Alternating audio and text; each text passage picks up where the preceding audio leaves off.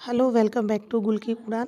आज की इस वीडियो में सीटेट की प्रिपरेशन के बारे में उन लेडीज़, उन औरतों को डेडिकेट करने वाली हूँ जो हाउसवाइफ़ हैं, जो अपने घर परिवार में रहकर सीटेट की प्रिपरेशन कर रहे हैं या अपनी शादी के बाद भी अभी भी पढ़ाई अपनी जारी रखे हैं और सीटेट की तैयारी कर रहे हैं। लेकिन उनकी सीटेट जो है वो 2 नंबर, 4 नंबर, 5 नंबर या 10 नंबर से क्वालिफ़ाई नहीं हो पा रहा है। तो आज की इस वीडियो में आप पूरा बने रहें और वीडियो को अंत तक देखें। मैं आपको बताने वाली हूँ कि कैसे आप एक हाउसवाइफ़ होते हुए भी अपने घर परिवार, बच्चों को देखते हुए भी सीटेट क्वालिफ़ाई कर सकते हैं। जी हाँ। तो सबसे पहले मैं आपको बताते चलूँ, अगर आप एक हाउसवाइफ़ हैं, आपके बच्चे हैं, परिवार है, तो आप अपने लिए कम से कम प्रिपरेशन के लिए तो 2 घंटा तो निकालना ही पड़ेगा, 2 से 3 घंटा। 2 से 3 घंटा आप अपने लिए निकालिए। जब रात हो जाए तो आप अपने लिए टाइम निकालें और टाइम निकाल कर पढ़ें, क्योंकि बच्चा आपको पढ़ने नहीं देगा। क्योंकि मेरा भी एक बच्चा है और देखिए मैं ये वीडियो बना रही हूँ और जब भी मैं पढ़ने बैठती हूँ तो मेरा बेटा भी मेरे साथ पढ़ने के लिए बैठ जाता है। तो कभी मेरा पेन वो लेने लगता है, तो कभी किताबें लेने लगती हैं, तो इससे पढ़ाई में थोड़ा-सा डिस्टर्बेंस हो जाती है। तो इस चीज़ को मैं समझ सकती हूँ, इसलिए ये वीडियो मैं ख़ासकर मैंने बनाया है कि आप अपने लिए 2 से 3 घंटा टाइम निकालें, लेकिन उस टाइम को आप रात में निकालें और रात में आराम से अपनी पढ़ाई करें, ताकि आपको कोई डिस्टर्बेंस ना हो और आप अपने बच्चे को भी देखभाल कर सकें। क्योंकि भाई बच्चा भी आपका फर्स्ट प्रायोरिटी है, उससे भी आपको दूर नहीं होना है, उसकी देखभाल करनी है और उसके साथ-साथ आपको अपनी पढ़ाई भी मुकम्मल करनी है। इसलिए मेरी एक राय है कि आप एक सस्ती सी हेडफ़ोन खरीदें और दिन भर जो आप काम करती हैं, रोटी बनाती हैं, सब्ज़ी काटती हैं, जो भी काम करती हैं, उस वक़्त आप सीडीपी को कवर करें। रात का जो 2 घंटा का टाइम या 3 घंटा का टाइम आपने निकाला है, जैसे मान लीजिए आपका मैथ्स वीक है, आपको मैथ्स नहीं समझ में आता है, साइंस वीक है, साइंस आपको टफ़ लगता है या एसएसटी आपको टफ़ लगता है, तो जो 3 से 3 घंटा आपने टाइम निकाला है, रात में उसको पढ़ें और चलते-फिरते, खाना पकाते, देखभाल करते हुए आप सीडीपी पढ़ें। अगर आप सब्ज़ी कट कर रही हैं, रोटी बना रही हैं, तो आप अपने किचन में स्लैब में एक जगह, कहीं अच्छी जगह मोबाइल रख लें, हेडफ़ोन लगा लें और रोटी बनाते-बनाते आप सीडीपी समझें।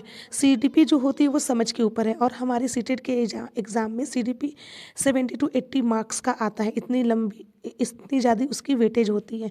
तो जैसे मान लीजिए 30 मार्क्स का सीडीपी हुआ, 10 मार्क्स का हिंदी में सीडीपी हुआ, 10 मार्क्स का इंग्लिश में हुआ, 10 मार्क्स का साइंस में हो जाएगा, मैथ्स में हो जाएगा। तो इस तरह से लेके 70 टू 80 मार्क्स का सीडीपी हो जाता है।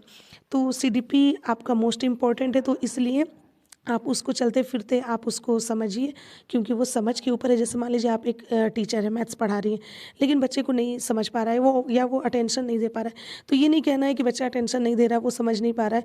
मतलब ये कहना है कि हम एक टीचर हैं, लेकिन हम नहीं समझा पा रहे हैं। बच्चे में गलती नहीं है, गलती आपको खुद में ढूँढनी है और ऐसा कई बार सीटेट में क्वेश्चन पूछा गया है कि ये बच्चा ऑप्शन 4 दे देगा, लेकिन वो गलती आपको खुद में ढूँढनी होगी। तो हम लोग सबसे पहले टिक कर देते हैं कि बच्चा नहीं समझ पा रहा है, तो वहाँ हमारी समझ गलत हो जाती है और सीडीपी का आंसर गलत हो जाता है।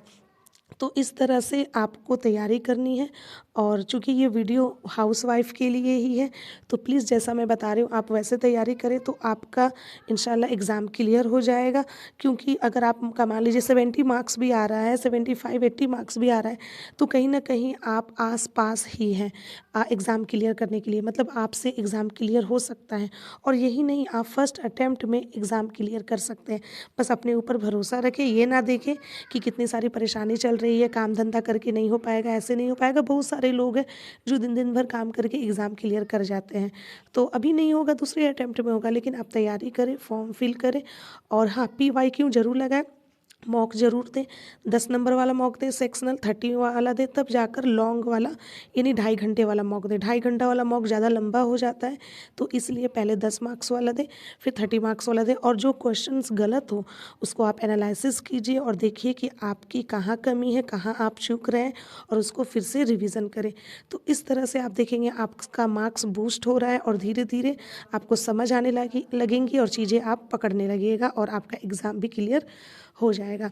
तो वीडियो खासकर उन्हीं लोगों के लिए था। तो आज के लिए बस इतना ही। आपको अगर ये मेरा सेशन अच्छा लगा तो लाइक, कमेंट एंड सब्सक्राइब ज़रूर करें और हाँ, कमेंट सेक्शन में ज़रूर बताएं कि और मैं आप लोगों के लिए किस तरह का कंटेंट डालूँ। Thank you so much.